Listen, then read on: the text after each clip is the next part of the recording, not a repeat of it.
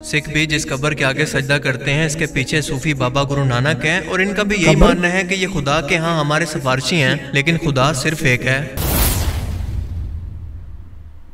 ਅੱਜ ਜਿਹੜੀ ਆਪਾਂ ਵੀਡੀਓ ਦੇਖਣ ਲੱਗੇ ਆ ਕਾਫੀ ਇਨਫੋਰਮੇਟਿਵ ਤੇ ਨੌਲੇਜ ਵਾਲੀ ਹੋਣ ਵਾਲੀ ਹੈ। ਤੁਸੀਂ ਵੀਡੀਓ ਪੂਰੀ ਦੇਖਿਓ, ਠੀਕ ਹੈ, ਕਿਉਂਕਿ ਇਸਲਾਮ ਦੇ ਵਿੱਚ ਤੁਹਾਨੂੰ ਪਤਾ ਮੂਰਤੀ ਪੂਜਾ, ਬੁੱਤ ਪੂਜਾ ਇਹ ਚੀਜ਼ਾਂ ਅਲਾਉਡ ਨਹੀਂ ਹੈਗੀਆਂ, ਪਰ ਕੁਝ ਕੁ ਲੋਕ ਹੈ ਜਿਹੜੇ ਇਦਾਂ ਦੀ ਚੀਜ਼ਾਂ ਕਰਦੇ ਆ। ਇੱਕ ਆਪਾਂ ਪਹਿਲਾਂ ਬਹੁਤ ਟਾਈਮ ਪਹਿਲਾਂ ਆਪਾਂ ਇੱਕ ਵੀਡੀਓ ਬਣਾਈ ਸੀ ਕਿ ਸਾਡੇ ਇੱਧਰ ਇੰਡੀਆ ਵਿੱਚ ਨਾ ਕਬਰਾਂ ਦੀ ਪੂਜਾ ਕੀਤੀ ਜਾਂਦੀ ਹੈ ਕਈ ਥਾਵਾਂ ਤੇ। ਤੁਸੀਂ ਸਾਨੂੰ ਸਾਰਿਆਂ ਨੇ ਦੱਸਿਆ ਕਿ ਇਹ ਚੀਜ਼ ਸਾਡੇ ਅਲਾਉਡ ਹੀ ਨਹੀਂ ਹੈ ਇਸਲਾਮ ਵਿੱਚ। ਅਸੀਂ ਵੀ ਇੱਕ ਵਾਰ ਗਏ ਸੀ, ਹੈ ਨਾ। ਹਾਂ, ਮਤਲਬ ਅਸੀਂ ਇਹਦੇ ਦੇਖਿਆ, ਸਾਡੇ ਇੱਧਰ ਇਹ ਚੀਜ਼ਾਂ ਚੱਲਦੀਆਂ, ਇੱਧਰ ਮੇਲੇ ਵੀ ਲੱਗਦੇ ਆ, ਕਬਰਾਂ ਦੀ ਪੂਜਾ ਵੀ ਕੀਤੀ ਜਾਂਦੀ ਹੈ, ਸੋ ਉਹ ਚੀਜ਼ਾਂ ਚੱਲਦੀਆਂ। ਪਰ ਤੁਸੀਂ ਕਿਹਾ ਕਿ ਨਹੀਂ ਹੈ।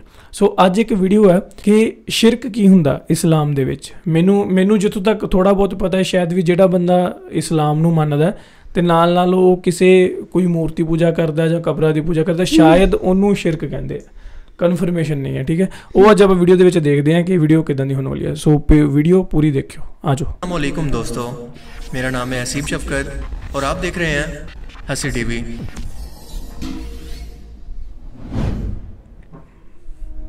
ये हकीकत है कि बड़े सगीर पाको हिंद की सरजमीन शिरक और बिदत के लिए सबसे ज़्यादा ज़रखेज़ है, क्योंकि यहाँ पर आपको ऐसी बिदात और शिरक मिलेगा जो कि दुनिया में कहीं और देखने को नहीं मिलता। और इसकी वजह यह है कि ये सब एक टाइम के अंदर एक साथ रहे हैं। बेशक अब ये अलग अलग मुल्क यानी इंडिया, पाकिस्तान, बांग्लादेश, श्रीलंका और बर्मा वगैरह के अंदर बदल चुके हैं, लेकिन दीन के मामले के अंदर इस वक्त भी कॉमन थी। पाकिस्तान की तहरीक के दौरान सर सैयद अहमद खान ने बरसगीर के मुसलमानों को इस जहालत से निकालने की कोशिश की थी, क्योंकि उन्होंने जान लिया था कि अंग्रेज़ों ने जानबूझकर मुसलमानों को जाहिल रखा है ताकि वो दुनियादारी के अंदर और साइंस और टेक्नोलॉजी के अंदर इनका मुकाबला ना कर सकें। इसलिए उन्होंने 1858 के अंदर अलीगढ़ कॉलेज की बुनियाद रखी, जो कि 1920 के अंदर अलीगढ़ इस्लामिया यूनिवर्सिटी के अंदर बदल गया, लेकिन वो अपने मकसद में पूरी तरह से कामयाब नहीं हुए, क्योंकि ये मुसलमान आज तक शलवार को टखनों के ऊपर रखने या रफ़ा यदैन जैसे मसलों के अंदर उलझे हुए हैं, क्योंकि इनको सिखाया ये गया है, इनको सिर्फ आता ही ये सब कुछ है।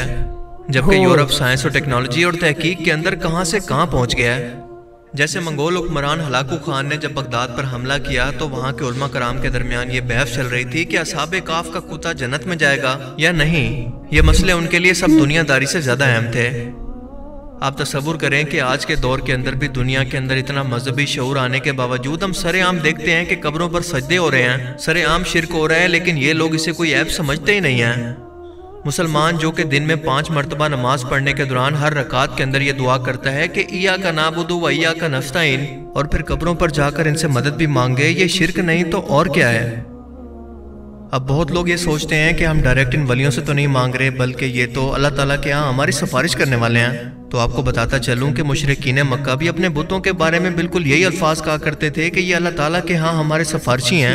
वो इन बुतों को खुदा नहीं कहते थे, बल्कि उसका नुमाइंदा कहकर शिरक किया करते। बिल्कुल सही है, सेम गल ही होगी ना वो चीज़ कि बुत्तां दी पूजा करनी ਜਾਂ ਕਿਸੇ ਮਰੇ ਹੋਏ ਬੰਦੇ ਨੂੰ पूजा करनी, क्योंकि ਉਹਦੇ ਵਿੱਚ ਵੀ ਜਾਨ ਹੈ ਨਹੀਂ, ਉਹਦੇ ਵਿੱਚ ਵੀ ਜਾਨ ਹੈ ਨਹੀਂ।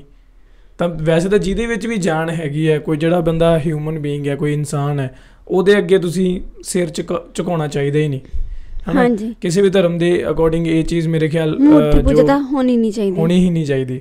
ਮਤਲਬ ਚਲੋ ਬਾਕੀ ਸਾਰੇ ਧਰਮਾਂ ਦੇ ਵੱਖਰੇ ਵੱਖਰੇ ਰਿਚੁਅਲਸ ਆ, ਸਾਰੇ ਆਲ ਰਿਸਪੈਕਟਡ ਹੈ ਯਾ, ਬਟ ਆਪਾਂ ਇਹ ਗੱਲ ਜ਼ਰੂਰ ਕਰ ਸਕਦੇ ਹਾਂ ਕਿ ਜਿਸ ਚੀਜ਼ ਦੀ ਅੱਜ ਆਪਾਂ ਗੱਲ ਕਰ ਰਹੇ, ਕਿਉਂਕਿ ਸਾਡੇ ਇੱਧਰ ਮੇਰੇ ਖਿਆਲ ਤੁਹਾਡੇ ਪਾਕਿਸਤਾਨ ਨਾਲੋਂ ਜ਼ਿਆਦਾ ਕਬਰਾਂ ਦੀ ਪੂਜਾ ਕੀਤੀ ਜਾਂਦੀ ਹੈ।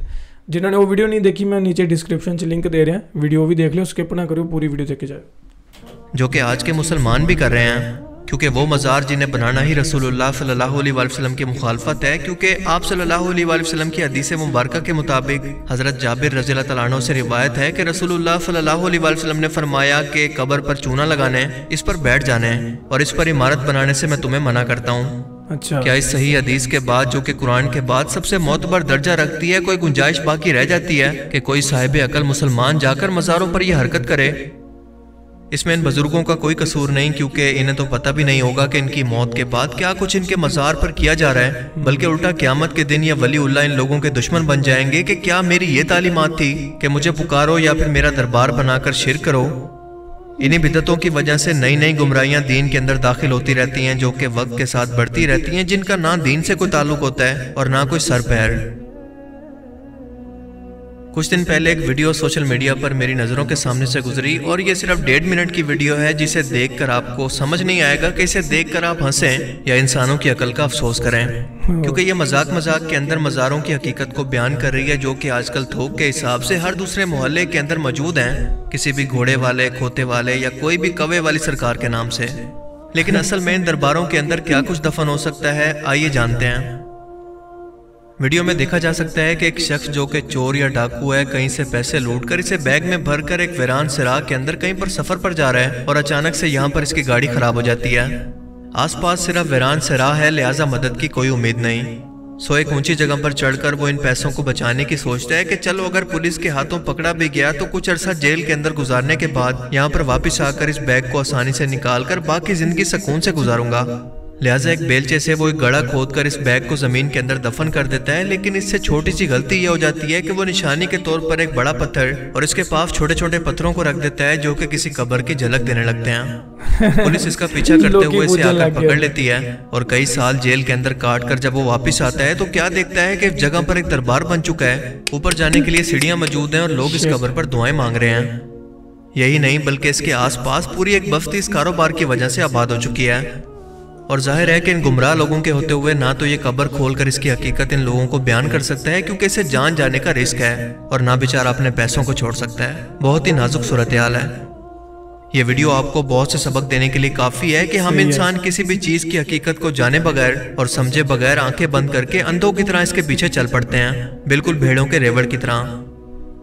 हालांकि कब्र में 3 सवालों के बाद यानी माल, जवानी और नमाज के बाद यह सवाल होगा कि तुमने खुद से दीन को पढ़कर समझने की कोशिश और हिदायत को हासिल क्यों ना किया। और ये बात मुनाफिक आलिम दीन छुपाते हैं कि कहीं लोग खुद से दीन को पढ़कर हकीकत को ना जान लें, बल्कि इसकी बजाय हमारी चौधराहट कायम रहे, बिल्कुल बनी इसराइल के उलमा की तरह। लोग सिर्फ एक दूसरे की देखा देखी सिर्फ यही कहते रहे हैं कि हमारे बड़े भी किया करते थे और हम भी कर रहे हैं, क्यों कर रहे हैं हमें नहीं पता। इस वीडियो की तरह आप भी खुद सोच कर देखें कि क्या ज्यादातर लोग जो कि मशहूर हस्तियों के अलावा इन दरबारों पर जाते हैं जिनके बारे में इन्हें कुछ नहीं पता, बस इन्होंने सुन रखा है, क्या इनमें भी ऐसे ही कोई राज हकीकत के अंदर मौजूद नहीं होंगे? क्या ऐसे लोगों को इंसान कहना चाहिए जो कि अकल होने के बावजूद ना तो सोचते हैं और ना ही नसीहत हासिल करते हैं? अल्लाह फरमाता है कि मोमिन की निशानी ये भी है कि वो अल्लाह के अलावा किसी और को दुआ के लिए नहीं पुकारता। इबादत नहीं बल्कि दुआ, जिसका मतलब कि दुआ भी इबादत है और इबादत सिर्फ और सिर्फ अल्लाह की हो सकती है, क्योंकि हर बुत के पीछे कोई ना कोई शख्सियत होती है। मिसाल के तौर पर कौम नूह के भी 5 बड़े बुत थे, वूद, सवा, यऊक, यगूस और नसर। ये इस कौम के बुजुर्गों और वलियों के बुत थे, ना कि इनके खुदा के। और आज के दौर में गौतम बुद्ध, मसीह अलैहिस्सलाम और मरियम के मुजस्मे इस बात की वाज़ेह दलील हैं कि बुत के पीछे कोई ना कोई शख्सियत होती है, और इन सब बुतों को कोई खुदा नहीं मानता बल्कि खुदा का बेटा या इसका मुकर्रब मानकर इसे सिफारिशें करवाते हैं, जिससे शिरक का आगाज होता है। जैसे हिंदुओं के बुतों के पीछे भी इनका कोई ना कोई मजहबी किरदार है, जैसे कि गणेश, राम, गीता, हनुमान, सीता मैया, काली माता वगैरह। सिख भी जिस कब्र के आगे सजदा करते हैं, इसके पीछे सूफी बाबा गुरु नानक हैं, और इनका भी यही मानना है कि ये खुदा के हाँ हमारे सिफारिशी हैं, लेकिन खुदा सिर्फ एक है। नहीं ਵੀਰੇ, ਕਬਰ ਨਹੀਂ, ਇੱਥੇ ਥੋੜੀ ਮਿਸਕਨਸੈਪਸ਼ਨ ਹੋ ਗਈ ਹੈ। ਇੱਥੇ ਬਿਲਕੁਲ ਹੀ ਰੋਂਗ ਚੀਜ਼ ਹੈ। ਗੁਰੂ ਨਾਨਕ ਸਾਹਿਬ ਦੀ ਕਬਰ ਨੂੰ ਮੱਥਾ ਨਹੀਂ ਟੇਕਿਆ ਜਾਂਦਾ, ਨਾ ਹੀ ਕਬਰ ਹੈ ਕਿਤੇ।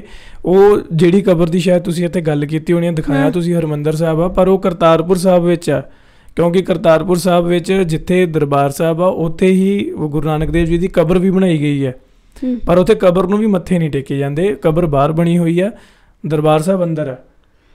ਇੱਕ ਸਿੱਖ ਹੈ ਜਿਹੜਾ ਉਹ ਸਿਰਫ ਤੇ ਸਿਰਫ ਗੁਰੂ ਗ੍ਰੰਥ ਸਾਹਿਬ ਅੱਗੇ ਸੀਸ ਝੁਕਾਉਂਦਾ, ਕਿਉਂਕਿ ਸ਼ਬਦ ਗੁਰੂ ਨੂੰ ਹੀ, ਗੁਰਬਾਣੀ ਨੂੰ ਹੀ ਗੁਰੂ ਮੰਨਿਆ ਗਿਆ। ਸਿੱਖ ਧਰਮ ਵਿੱਚ ਬੁੱਤ ਪੂਜਾ, ਮੂਰਤੀ ਪੂਜਾ ਬਿਲਕੁਲ ਨਹੀਂ ਹੈ। ਆਈ ਥਿੰਕ ਤੁਹਾਨੂੰ ਇਸ ਚੀਜ਼ ਨੂੰ ਇੱਥੇ ਅੰਡਰਸਟੈਂਡ ਕਰਨਾ ਚਾਹੀਦਾ। ਹਸੀ ਟੀਵੀ ਇਸ ਮੁੰਡੇ ਦੀਆਂ ਵੀਡੀਓਜ਼ ਬਹੁਤ ਵਧੀਆ ਹੁੰਦੀਆਂ, ਆਪਾਂ ਹੋਰ ਵੀ ਕਾਫੀ ਸਾਰੀਆਂ ਵੀਡੀਓਜ਼ ਦੇਖੀਆਂ, ਪਰ ਚਲੋ ਗਲਤੀ ਕਿਸੇ ਤੋਂ ਵੀ ਹੋ ਸਕਦੀ ਹੈ, ਪਰ ਆਈ ਥਿੰਕ ਇਸ ਚੀਜ਼ ਨੂੰ ਇਹਨਾਂ ਤੱਕ ਪਹੁੰਚਾ ਦੇਣਾ ਚਾਹੀਦਾ ਆਪਾਂ ਨੂੰ, ਕਿਉਂਕਿ ਇਹ ਇੱਕ ਬਹੁਤ ਵੱਡੀ ਮਿਸਕਨਸੈਪਸ਼ਨ ਹੈ ਕਿ ਨਹੀਂ? ਹਾਂਜੀ, ਕਿਉਂਕਿ ਸਿੱਖ ਧਰਮ ਵਿੱਚ ਮੂਰਤੀ ਪੂਜਾ ਨਹੀਂ ਕੀਤੀ ਜਾਂਦੀ, ਨਾ ਹੀ ਕਬਰਾਂ ਨੂੰ ਮੱਥਾ ਟੇਕਿਆ ਜਾਂਦਾ। ਸੋ ਗੁਰੂ ਗ੍ਰੰਥ ਸਾਹਿਬ ਨੂੰ ਮੱਥਾ ਟੇਕਿਆ ਜਾਂਦਾ, ਗੁਰੂ ਗ੍ਰੰਥ ਸਾਹਿਬ ਜਿੱਥੇ ਵੀ ਉੱਥੇ ਮੱਥਾ ਟੇਕਿਆ ਜਾਂਦਾ। ਸੋ आई थिंक इस चीज़ को क्लियर कर लेना चाहिए। इन बुतों की शुरुआत कब्र और मज़ार परस्ती से होती है और फिर ये हस्तियाँ आहिस्ता आहिस्ता पैगंबर और फिर खुदा के रुतबे तक जा पहुँचती हैं। इन शख्सियात के बारे में इनका अकीदा होता है कि वो फौत होने के बाद भी जिंदा हैं और इनकी ताकत कई गुना तक बढ़ चुकी है। ये सब सुनते, जवाब देते, मदद करते और हाजिर और नाजिर हैं। इसके बाद इन शख्सियात के पीछे पूरा फिरका या मजहबी तबका खड़ा होता है जो कि इसी को सच्चा दीन कहता है और इसका इनकार करने वाले को काफिर। कोई भी पैगंबर जब इस शिर्क की तरफ तवज्जो दिलवाता है तो इस जमाने का मजहबी तबका इस तालीम का इनकार करता है, क्योंकि पैगंबर सदियों पुरानी रिवायत का इनकार कर रहे होते हैं और तौहीद की तरफ बुलाते हैं जो कि इनको हजम नहीं होता, लिहाजा ये लोग मुखालफत करने पर उतर आते हैं। आप जितने भी पैगंबरों और रसूलों की मिसाल ले लें, सबकी कौमों के अंदर आपको यही चीज़ कॉमन मिलेगी। मगर अल्लाह फरमाता है कि मैं चाहूँ तो हर गुनाह को माफ़ कर दूँ, लेकिन शिर्क को कभी माफ़ नहीं करूँगा। यह इकलौता ऐसा गुनाह है जिसकी कोई माफ़ी नहीं। इसलिए अभी भी वक्त है कि हम अपनी आंखें खोलें और जानवर बनने की बजाय अक्ल और शऊर से और लॉजिक से सोचें, ताकि कल को क़यामत के दिन पछताना न पड़े। अल्लाह ताला हमें समझने की और नेक अमल करने की तौफीक अता फरमाए, आमीन। गाइस ਇਹ ਸੀਗੀ ਅੱਜ ਦੀ ਇੱਕ ਵੀਡੀਓ ਜਿਹਦੇ ਵਿੱਚ ਆਪਾਂ ਨੂੰ ਬਿਲਕੁਲ ਕਲੀਅਰਲੀ ਇਸ ਜੋ ਆਪਾਂ ਵੌਇਸ ਓਵਰ ਸੁਣਿਆ ਮੁੰਡੇ ਦਾ, ਇਹਨਾਂ ਦੇ ਚੈਨਲ ਵੱਲੋਂ ਬਹੁਤ ਹੀ ਕਲੀਅਰ ਸ਼ਬਦਾਂ ਦੇ ਵਿੱਚ ਇਹ ਚੀਜ਼ ਦੱਸੀ ਗਈ ਹੈ ਅੱਜ ਦੁਬਾਰਾ ਤੋਂ ਫਿਰ ਕਿ ਕਬਰਾਂ ਨੂੰ ਮੱਥਾ ਟੇਕਣਾ, ਕਬਰਾਂ ਨੂੰ ਪੂਜਣਾ ਇਸਲਾਮ ਵਿੱਚ ਵਰਜਤ ਹੈ। ਇਸਲਾਮ ਇਸ ਚੀਜ਼ ਦੀ ਇਹਨੂੰ ਮਤਲਬ ਕਿ ਐਪਰੀਸ਼ੀਏਟ ਨਹੀਂ ਕਰਦਾ, ਇਹਦੇ 'ਚ ਬਿਲਕੁਲ ਕੋਈ ਦੋ ਰਾਏ ਨਹੀਂ ਹੈ। ਪਰ ਫਿਰ ਵੀ ਇਹ ਚੀਜ਼ਾਂ ਕਿਉਂ ਹੋ ਰਹੀਆਂ? ਹਾਂਜੀ, ਜਿਵੇਂ ਕਹਿ ਰਹੇ ਆ ਨਾ ਵੀ ਸ਼੍ਰੀ ਗੁਰੂ ਗ੍ਰੰਥ ਸਾਹਿਬ ਜੀ ਇੱਦਾਂ ਉਹ ਸਿਰਫ ਮਤਲਬ ਉਹੀ ਨੇ, ਕਬਰਾਂ 'ਤੇ ਮੱਥਾ ਟੇਕਣਾ ਮਨਾ ਹੈਗਾ, ਮਤਲਬ ਇਹ ਗਲਤ ਗੱਲ ਹੈ। ਜਿਵੇਂ ਕਈ ਮੈਸੇਜ ਕਰਦੇ ਆ, ਲਗਭਗ ਇਹੀ ਮੈਸੇਜ ਕਰਦੇ ਵੀ ਹਾਂ ਕਬਰਾਂ 'ਤੇ ਮੱਥਾ ਨਹੀਂ ਟੇਕਣਾ ਚਾਹੀਦਾ, ਸਾਡੇ ਮਤਲਬ ਇੱਦਾਂ ਨਹੀਂ ਹੈਗਾ ਧਰਮ 'ਚ। ਪਰ ਫਿਰ ਵੀ ਉਹ ਚੀਜ਼ ਅਲਾਉਡ ਕਿਉਂ ਆ? ਫਿਰ ਮਤਲਬ ਕਿ ਸ਼ੀਆ ਅਤੇ ਸੁੰਨੀ ਦਾ ਵਾਦ ਵਿਵਾਦ ਤਾਂ ਨਹੀਂ ਇਹਦੇ ਵਿੱਚ ਆ ਜਾਂਦਾ ਕਿ ਸ਼ੀਆ ਕੁਛ ਮੰਨਦੇ ਆ, ਸੁੰਨੀ ਮੁਸਲਿਮਸ ਕੁਛ ਮੰਨਦੇ ਆ, ਕਿਤੇ ਉਹ ਇੱਥੇ ਲੌਜਿਕ ਤਾਂ ਨਹੀਂ ਗਾ? ਮੈਨੂੰ ਕਮੈਂਟ ਕਰਕੇ ਸਾਨੂੰ ਇਹ ਜ਼ਰੂਰ ਦੱਸੋ। ਅਤੇ ਕਿਉਂਕਿ ਸਾਡੇ ਇੰਡੀਆ ਦੇ ਵਿੱਚ ਤਾਂ ਬਹੁਤ ਬਹੁਤ ਬਹੁਤ ਜ਼ਿਆਦਾ ਮਾਤਰਾ ਵਿੱਚ ਹੈ ਜਿਹੜਾ ਕਿ ਕਬਰਾਂ ਦੀ ਪੂਜਾ ਕੀਤੀ ਜਾਂਦੀ ਹੈ, ਠੀਕ ਹੈ। ਥਾਂ ਥਾਂ 'ਤੇ ਮੇਲੇ ਲੱਗਦੇ ਆ ਅਤੇ ਬਹੁਤ ਥਾਵਾਂ 'ਤੇ ਇਹ ਚੀਜ਼ਾਂ ਹੁੰਦੀਆਂ ਐਂਡ ਬੜੀ ਵੱਡੀ ਸੰਖਿਆ ਦੇ ਵਿੱਚ ਹੁੰਦੀਆਂ। ਸੋ ਤੁਸੀਂ ਕਮੈਂਟ ਕਰਕੇ ਸਾਨੂੰ ਦੱਸੋ ਇਹ ਚੀਜ਼। ਅਤੇ ਬਾਕੀ ਦੂਜੀ ਗੱਲ ਜਿਹੜੀ ਮੂਰਤੀ ਪੂਜਾ ਤਾਂ ਤੁਹਾਨੂੰ ਪਤਾ ਹੀ ਹੈ ਅਲਾਊਡ ਨਹੀਂ ਹੈ। ਐਂਡ ਇਸਲਾਮ ਦੇ ਵਿੱਚ ਵੀ ਪਹਿਲਾਂ ਇਹੀ ਚੀਜ਼ ਸੀ ਕਿ ਮੂਰਤੀ ਪੂਜਾ ਕੀਤੀ ਜਾਂਦੀ ਸੀ, ਪਰ ਜਦੋਂ ਤੋਂ ਮਤਲਬ ਕਿ ਇਸਲਾਮ ਧਰਮ ਦਾ ਜਨਮ ਹੋਇਆ, ਆਈ ਥਿੰਕ ਜਦੋਂ, ਕਿਉਂਕਿ ਜਿਹੜੇ ਪਹਿਲਾਂ ਤਾਂ 1,24,000 ਜੋ ਪ੍ਰੋਫਿਟ ਆਏ ਨੇ, ਪਰ ਉਸ ਤੋਂ ਬਾਅਦ ਜਦੋਂ ਮਤਲਬ ਜਿਹੜੇ 25 ਨਾਮ ਦਰਜ ਹੈਗੇ ਆ ਕੁਰਾਨ 'ਚ ਕਹਿੰਦੇ, ਅਤੇ ਉਹਦੇ ਵਿੱਚ ਮਤਲਬ ਜਦੋਂ ਤੋਂ ਉਹ ਸ਼ੁਰੂ ਹੋਏ ਤਾਂ ਉਦੋਂ ਇਹਨਾਂ ਨੇ ਮਤਲਬ ਜਿਹੜੀ ਬੁੱਤ ਪੂਜਾ ਵਗੈਰਾ ਸਾਰਾ ਕੁਝ ਬੰਦ ਕਰਤਾ, ਠੀਕ ਹੈ। ਅਤੇ ਉਦੋਂ ਇੱਕ ਸਹੀ ਇਸਲਾਮ ਦੀ ਹਦਾਇਤ ਕੀ ਹੈ ਉਹ ਸਾਰੇ ਲੋਕਾਂ ਨੂੰ ਦੱਸੀ ਗਈ। ਅਤੇ ਉਸੇ ਤਰ੍ਹਾਂ ਸਿੱਖੀਜ਼ਮ ਵਿੱਚ ਵੀ ਬੁੱਤ ਪੂਜਾ ਨਹੀਂ ਕੀਤੀ ਜਾਂਦੀ। ਹਾਲਾਂਕਿ ਸਾਡੇ ਇੱਧਰ ਵਾਦ ਵਿਵਾਦ ਇਹ ਵੀ ਬਣਾਇਆ ਗਿਆ ਕਿ 1930 ਜਾਂ 31 ਦੇ ਕਰੀਬ ਨਾ ਇੱਕ ਪੇਂਟਰ ਹੁੰਦਾ ਸੀ ਸੋਭਾ ਸਿੰਘ, ਉਹਨੇ ਗੁਰੂ ਨਾਨਕ ਦੇਵ ਜੀ ਦੀ ਤਸਵੀਰ ਬਣਾਈ ਅਤੇ ਉਹ ਤਸਵੀਰ ਉਹਨੇ ਆਪਦੇ ਆਪ ਤੋਂ ਪ੍ਰਭਾਵਿਤ ਹੋ ਕੇ ਬਣਾਈ ਕਿ ਜਿਸ ਤਰ੍ਹਾਂ ਦਾ ਉਹ ਦਿਖਦਾ ਸੀ ਉਹਨੇ ਉਸ ਤਰ੍ਹਾਂ ਦੀ ਤਸਵੀਰ ਬਣਾ ਲਈ। ਹਾਲਾਂਕਿ ਕਈ ਸਿੱਖੀਜ਼ਮ ਵਿੱਚ ਜਿਹੜੇ ਲੋਕ ਰਿਸਰਚਰਸ ਹੈ ਜਾਂ ਕੁਝ ਪ੍ਰੋਫੈਸਰਸ ਹੈ ਜਾਂ ਕਥਾਵਾਚਕ ਹੈ ਉਹ ਨਹੀਂ ਮੰਨਦੇ ਕਿ ਇਹ ਤਸਵੀਰ ਅਸਲੀ ਤਸਵੀਰ ਹੈ ਗੁਰੂ ਨਾਨਕ ਸਾਹਿਬ ਦੀ, ਕਿਉਂਕਿ ਉਸ ਟਾਈਮ ਕੋਈ ਪੇਂਟਰ ਨਹੀਂ ਸੀਗਾ ਜਿਹੜਾ ਆਪਾਂ ਨੂੰ ਰੀਅਲ ਕਿਸੇ ਵੀ ਇਤਿਹਾਸਿਕ ਸ਼ਖਸ ਦੀ ਜਿਹੜੀ ਆਪਾਂ ਨੂੰ ਕੋਈ ਪੇਂਟਿੰਗ ਦਿਖਾ ਸਕੇ। ਤਾਂ ਕਰਕੇ ਤਸਵੀਰਾਂ ਨੂੰ ਵੀ ਮੱਥੇ ਟੇਕਣਾ ਸਿੱਖੀਜ਼ਮ ਵਿੱਚ ਗੁਨਾਹ ਮੰਨਿਆ ਜਾਂਦਾ, ਗਲਤ ਮੰਨਿਆ ਜਾਂਦਾ। ਇੱਕ ਜਿਹੜੀ ਇਹਨਾਂ ਨੇ ਸਟੋਰੀ ਸੁਣਾਈ ਸੀ ਵਿੱਚ ਵੀਡੀਓ ਵਿੱਚ ਵੀ ਇਹ ਕਹਿੰਦੇ ਆ ਉਹਨੇ ਪਤਾ ਨਹੀਂ ਬੈਗ ਲਕੋਇਆ ਅਤੇ ਉਹਦੇ ਮਤਲਬ ਉਹ ਬਣ ਗਿਆ ਮਸਜਿਦ, ਹੈ ਨਾ, ਉੱਥੇ ਮਤਲਬ ਪੂਜਣ, ਮਸਜਿਦ ਨਹੀਂ ਹੋਰ ਕੀ ਬਣਿਆ, ਕਬਰ ਨੂੰ ਪੂਜਣ ਲੱਗੇ। ਅੱਛਾ, ਕਬਰ ਨੂੰ ਪੂਜਣ ਲੱਗੇ, ਅੱਛਾ ਠੀਕ ਹੈ, ਹੋਰ ਚੀਜ਼ ਹੁੰਦੀ ਹੈ ਮੈਨੂੰ ਨਹੀਂ ਪਤਾ ਨਾ। ਅਤੇ ਉਹ ਬਸ ਪੂਜਣ ਲੱਗ ਗਏ, ਫਿਰ ਉਹ ਗਲਤ ਚੀਜ਼ ਮਤਲਬ ਇਹ ਕਹਿੰਦੇ ਮਤਲਬ ਵਹਿਮ ਭਰਮ ਬਹੁਤ ਹੈ ਹਰ ਇੱਕ ਮਤਲਬ ਧਰਮ 'ਚ ਹੈ। ਹਾਂ, ਐਂਡ ਉਹ ਕਿੰਨੀ ਵਧੀਆ ਐਗਜ਼ਾਮਪਲ ਹੈ ਕਿ ਉਹਨੇ ਪੈਸੇ ਦਾ ਨੋਟ ਦੱਬਿਆ, ਹਾਲਾਂਕਿ ਉਹਨੇ ਭਲਾ ਕੁਛ ਦੱਬਿਆ ਹੀ ਨਹੀਂ ਹੁੰਦਾ ਉੱਥੇ, ਅਤੇ ਇਕੱਲੀ ਇੱਕ ਉਹ ਪੱਥਰ ਐਂ ਰੱਖਿਆ ਹੁੰਦਾ ਕਿ ਉਹ ਐਂ ਲੱਗੇ ਕਿ ਕੋਈ ਕਬਰ ਹੈ, ਤਾਂ ਲੋਕ ਕਿਉਂ ਨਹੀਂ ਪੂਜਣ ਲੱਗ ਗਏ? ਮਤਲਬ ਉਹ ਇੱਕ ਉੱਚੀ ਜਗ੍ਹਾ 'ਤੇ ਕਬਰ ਬਣਾਈ ਸੀ ਅਤੇ ਲੋਕਾਂ ਨੂੰ ਲੱਗਾ ਕਿ ਪਤਾ ਨਹੀਂ ਕਿੰਨਾ ਕੁ ਵੱਡਾ ਮਹਾਂਪੁਰਖ ਸੀ ਜਿਹਦੀ ਕਬਰ ਇੱਥੇ ਬਣਾਈ ਗਈ ਹੈ, ਅਤੇ ਆਪੇ ਹੀ ਨਾਮ ਰੱਖ ਕੇ ਅਤੇ ਆਪੇ ਹੀ ਲੋਕ ਪੂਜਣ ਲੱਗ ਗਏ। ਪੂਰਾ ਦਾ ਪੂਰਾ ਸ਼ਹਿਰ ਜਿਹੜਾ ਆਸੇ ਪਾਸੇ ਵਸ ਗਿਆ। ਅਤੇ ਇਹ ਗੱਲਾਂ ਸਿਰਫ ਇਹ ਨਹੀਂ ਹੈ, ਸਾਡੇ ਇੱਧਰ ਵੀ ਹੁਣ ਮੰਨ ਲਓ ਕਈ ਵਾਰੀ ਕੋਈ ਬੱਚਾ ਹੁੰਦਾ ਅਬਨੋਰਮਲ ਹੁੰਦਾ ਥੋੜ੍ਹਾ ਜਿਹਾ, ਕਿਉਂਕਿ ਕਈਆਂ ਦੀ ਟੇਲ ਹੁੰਦੀ ਸੀ ਪਹਿਲਾਂ, ਪੂਛ ਹੁੰਦੀ ਸੀ, ਠੀਕ ਹੈ, ਅਤੇ ਉਹ ਪੂਛ ਵਾਲੀ ਹੱਡੀ ਜਾਂ ਛੋਟੀ ਜਿਹੀ ਪੂਛ ਹੁੰਦੀ ਹੈ ਤਾਂ ਉਹਨੂੰ ਹਨੂੰਮਾਨ ਦਾ ਰੂਪ ਸਮਝ ਕੇ ਪੂਜਣ ਲੱਗ ਜਾਂਦੇ ਆ। ਹਾਂਜੀ, ਜੇਕਰ ਕਿਸੇ ਗਾਂ ਦੇ 2 ਸਿਰ ਹੋ ਗਏ ਤਾਂ ਉਹਨੂੰ ਪੂਜਣ ਲੱਗ ਗਏ। ਅਤੇ ਮਤਲਬ ਇੱਦਾਂ ਦੀਆਂ ਚੀਜ਼ਾਂ ਇੱਧਰ ਵੀ ਬਹੁਤ ਕੀਤੀਆਂ ਜਾਂਦੀਆਂ।